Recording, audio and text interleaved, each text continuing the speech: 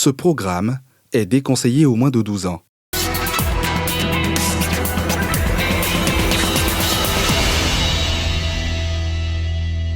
Il tirait sur nous comme on est dans le film. Pendant plus d'un mois, en tout cas, j'ai été traumatisé par cette situation-là.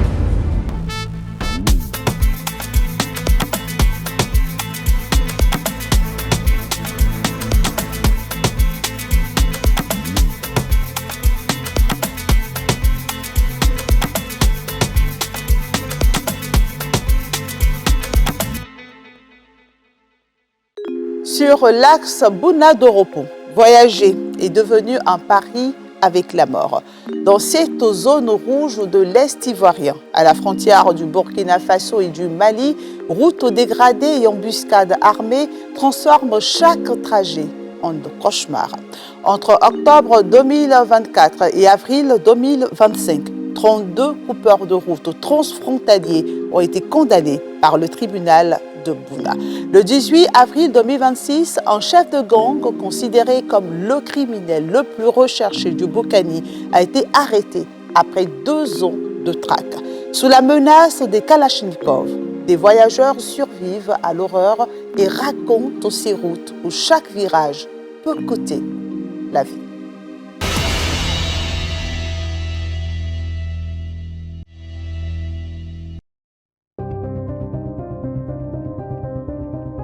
Le bitume se tord entre Bouna et Doropo. Ici, le voyage n'est pas un trajet, c'est une roulette russe. Entre les nids de poules et les troncs d'arbres jetés en travers de la chaussée, la mort porte souvent une tenue de camouflage et un fusil d'assaut.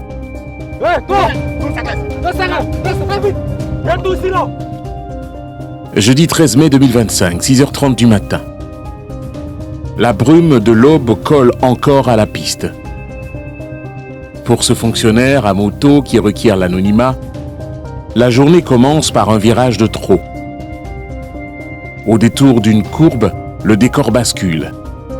Un gros camion barre la route, figé comme un cadavre de métal. Devant lui, un tronc d'arbre. L'instinct crie de faire demi-tour. Trop tard. Une silhouette surgit des hautes herbes. Couchez! Couchez ici! Couchez là! Couchez tout là! J'ai rien! T'as rien! Le canon froid d'une Kalachnikov pointe son front.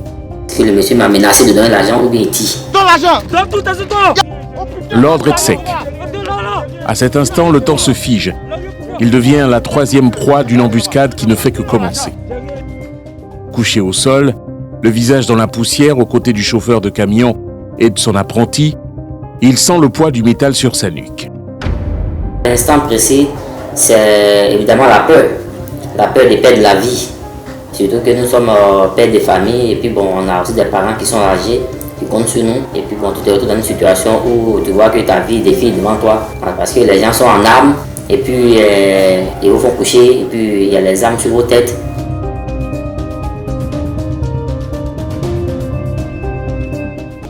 Son sac est arraché, emportant avec lui son ordinateur, sa tablette et son téléphone. Pour lui, c'est bien plus que du matériel. C'est son outil de travail, ses souvenirs, son lien avec le monde qui s'évapore sous la menace d'une Kalachnikov. S'il ne dévisage pas ses bourreaux, il reconnaît la communauté. C'est toujours une communauté qui est toujours citée. Et même le jour où moi j'ai été victime, c'est la même communauté, voilà, au nombre de 6 ou bien 7 en tout cas. L'espoir d'une délivrance a failli virer au cauchemar pour les otages. À la vue des uniformes, les assaillants n'ont pas reculé d'un pouce. Au contraire, ils ont fait pleuvoir un déluge de plomb sur les gendarmes, transformant l'embuscade en un champ de bataille terrifiant. Et c'est quand ils sont partis, quand on s'est relevé, moi quand je venais vers mon lieu de service, que j'ai trouvé les gendarmes dans le bas-fond. Ceux-ci n'ont pas pu intervenir parce qu'il y avait trop de civils.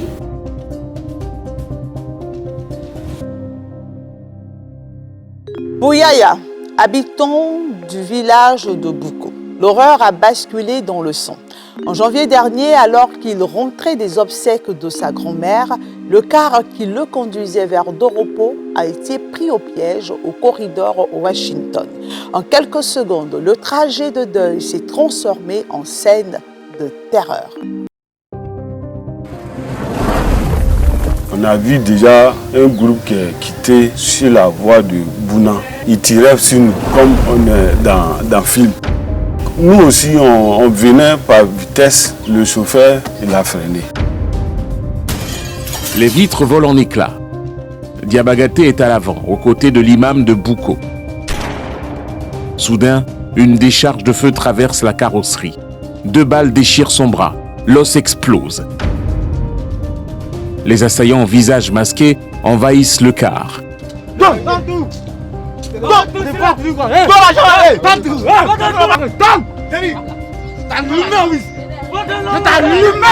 C'est une razzia méthodique. Portable, argent, bijoux. Il ne laisse rien. Diabagaté, lui, se vide de son sang dans un silence de terreur, pendant que les coupeurs de route fouillent les passagers prostrés.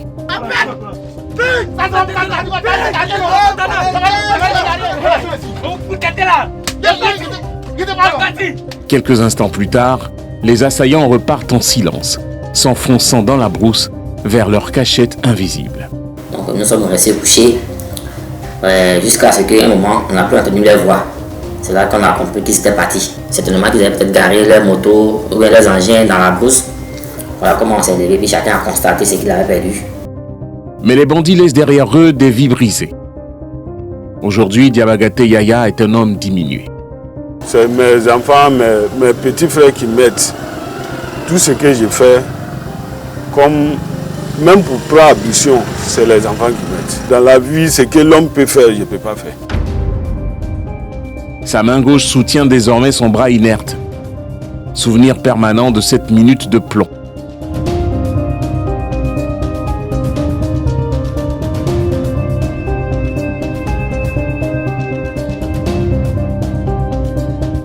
Pour le fonctionnaire rescapé, la blessure est psychologique. Le traumatisme s'est niché dans le creux de l'estomac. Des tirs vraiment m'ont traumatisé. Pendant plus d'1 mois, en tout cas, j'étais traumatisé par cette situation-là. Mais avec le temps, avec les amis, avec la famille, on a pu quand même évacuer ce stress-là. La peur est toujours là. Chaque fois que je prends ma moto, en tout cas, jusqu'à ce qu'il arrive au service, en tout cas, c'est la peur. Hein. Surtout même quand j'arrive à cet endroit-là, vraiment, il y a les images qui me reviennent. Tant que je passe pas là, je ne suis pas serein. Mais surtout, le trajet, vraiment, c'est la peur. Chaque matin, quand je me lève pour le travail, ça va être la peur au ventre.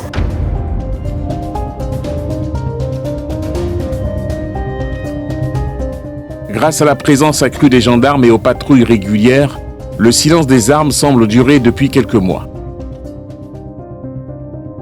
Un présumé chef de gang redouté et considéré comme le criminel le plus recherché de la région du Bunkani a été mis aux arrêts le 18 avril 2026 à Bouna, dans une opération de gendarmerie après une traque qui a duré environ 2 ans.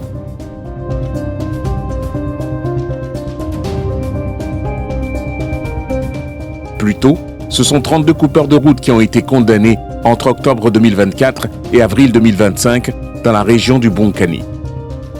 C'est un sentiment de joie pour nous, surtout nous qui sommes toujours confrontés à prendre la route pour aller au travail. C'est quand même une joie pour nous, ça nous rassure.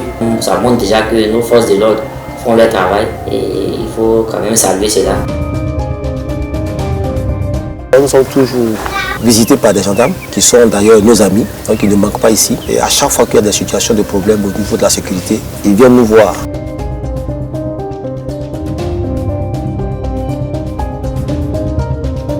Ce que je veux dire au gouvernement, il n'est qu'à faire tout possible pour aider la population, pour renforcer la sécurité encore. Mais pour les familles des fonctionnaires restés loin, l'alerte est permanente. Car ici, sur les pistes villageoises de Kokbeïgué ou de Bania, tout le monde sait que l'ombre d'une Kalachnikov peut surgir à chaque virage.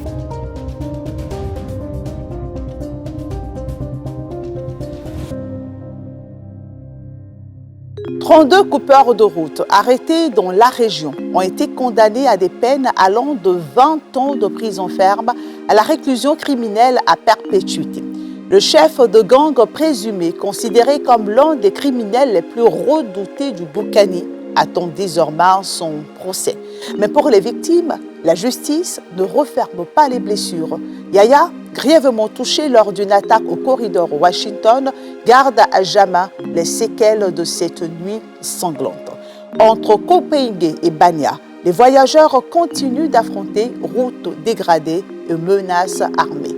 Tous espèrent une chose, pouvoir voyager sans craindre que chaque départ devienne un adieu. Bonsoir.